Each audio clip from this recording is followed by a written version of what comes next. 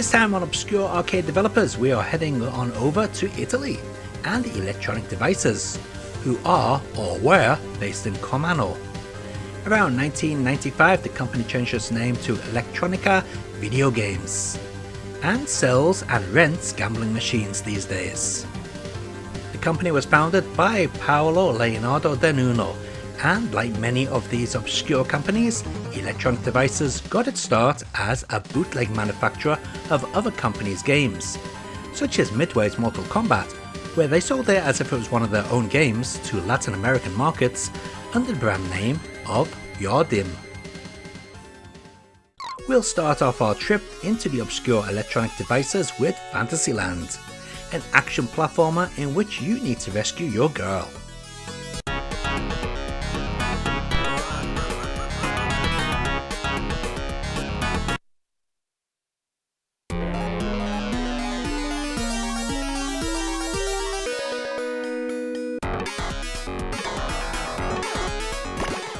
Straight away you can tell that the art is amateurish and, well, looks crap, but the main game isn't too bad. Sure, it's not anywhere near the quality of Japanese arcade platformers, but would be comparable to an average Western made console platformer of the time, especially one from Europe. As to be expected, the level designs are not well thought out. There are many instances where it's impossible to dodge enemies, especially ones that fire at a low height. I mean, you do have a duck, but it's completely useless as you can't duck under anything. Also, there's a ton of crap to collect, but you don't need to. It's only there for points. The only items you need to be concerned about are the fortune-telling ball things, as they grant you power-ups, and the bottle items, since they provide you with health. The music's okay and seems to be using some sort of FM synthesis. You'll probably not remember any of the tunes, but at least they seem to be original. The gameplay is what helps Fantasyland. The action is smooth and fluid, surprisingly so considering all the stuff on screen. Strangely, the 4th stage boss slows down like crazy for some reason. I'd say it's worth playing Fantasyland just once to experience it, even if it's like a souped up Amiga game.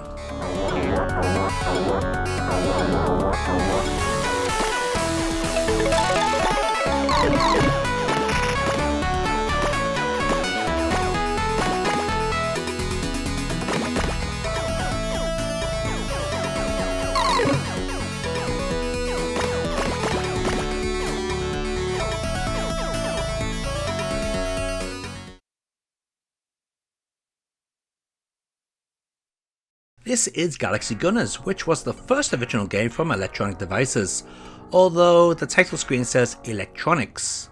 Typo maybe? Anyway, this is a very average vertical shooter with some heavy inspiration from a certain early Sega game for the backgrounds of the odd stages. The even stages are more of a traditional vertical shooter style. There's nothing here that stands out, to be honest. The looks, sound and gameplay are very average.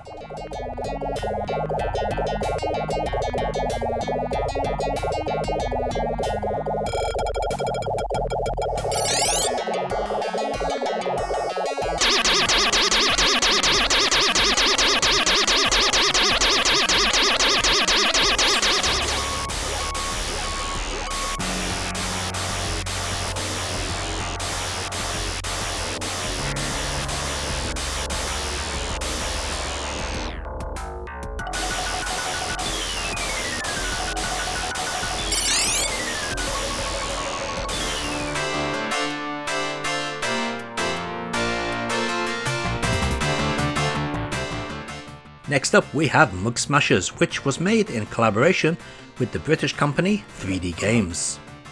According to an Italian newspaper, the game was on location test on some Italian arcades in March 1992. This game is an original project, but some parts are ripped straight out of Techno's The Combat Tribes, especially the music. Just like with Fantasyland, Mug Smashers looks quite amateurish due to the cheap looking artwork. As for playability, the game has its flaws, such as getting trapped in a beat down loop, where enemies keep on hitting you until you die with no way of escape. The plane on which you can hit enemies is sometimes a little bit ambiguous as well. Overall, this is a very average fighter, which to be honest, will bore you before you can complete it. I got to the last area only to find out I have to fight all the previous stage bosses again. I just switched it off right there and I won't be going back to this one.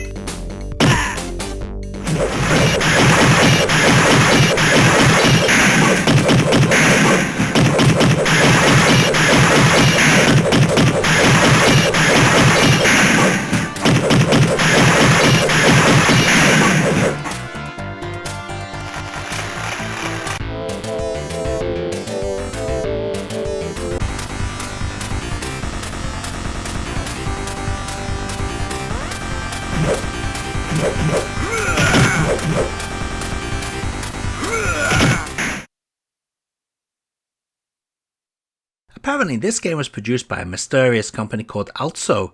The PCB used though was made by Electronic Devices and even has the company logo printed on it, so I'll include it here. The sound emulation on this game is a little off, so I'm not sure if there's meant to be music during the player's select screen or opening. Either way, it won't make much of a difference to the core game as it's rather basic. Think of Pong but with the ability to smash the ball. That's about it. The direction on which you hit seems random, with very little to do with your input.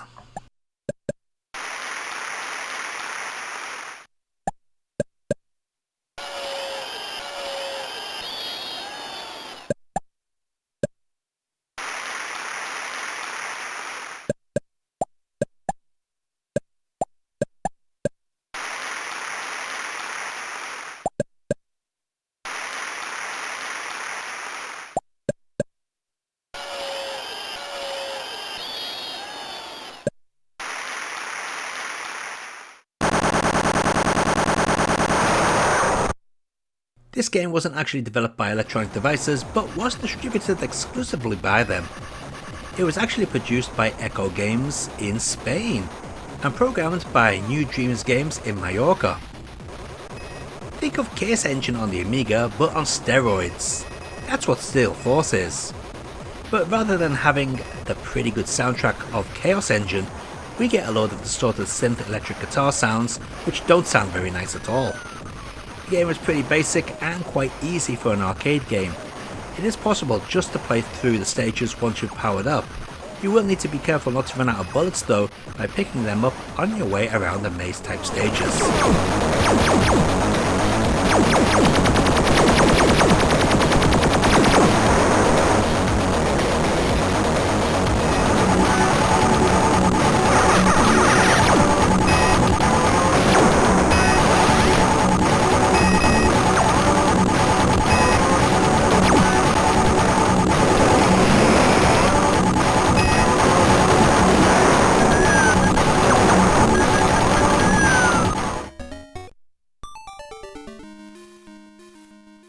This is the very last game Electronic Devices released before changing their name, and it's also the first nude game.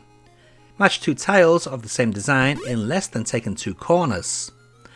Sounds simple, but the challenge soon ramps up and to be honest, is quite addictive. If you manage to complete the stage, you'll be given a monochrome image. Complete the next stage and you'll be given the same image in glorious colour.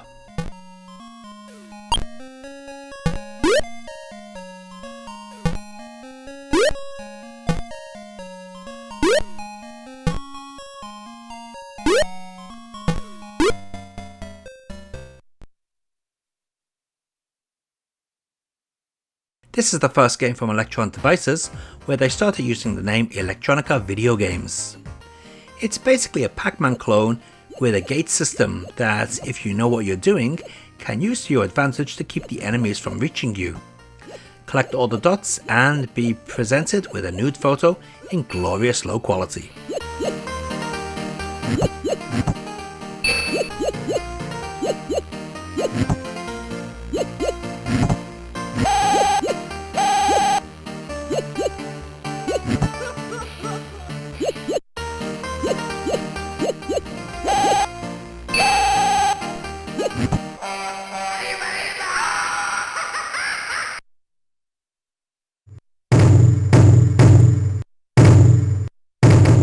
Electron Devices even dabbled in the one-on-one fighting game market, but as you can probably guess, without much success.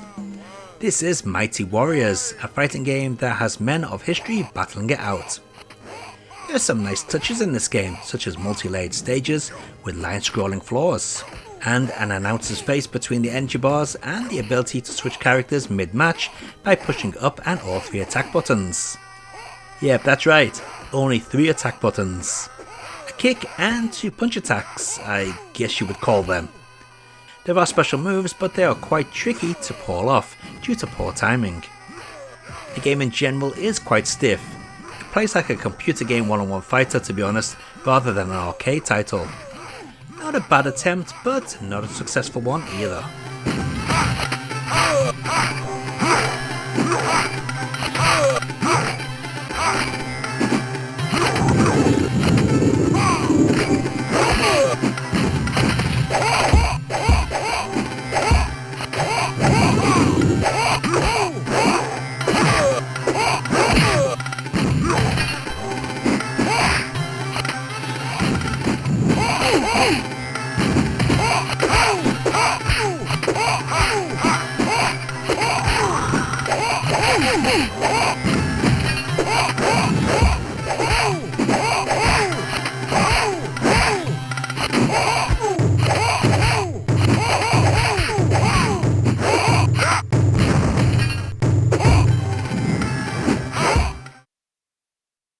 Said to be the last video game by Electronic Devices before moving exclusively to making and renting gambling machines. This may also be an unreleased game. The title of the game is Puzzle Time. Also, judging by the cartoon artwork and the female moans upon completing a stage, this was meant to be an adult title, however all the art images are anything but adult material. The idea of the game is to find jigsaw pieces before the timer reaches 0. Find the piece in time and the timer restarts. Should the timer expire, you'll be forced to add another credit.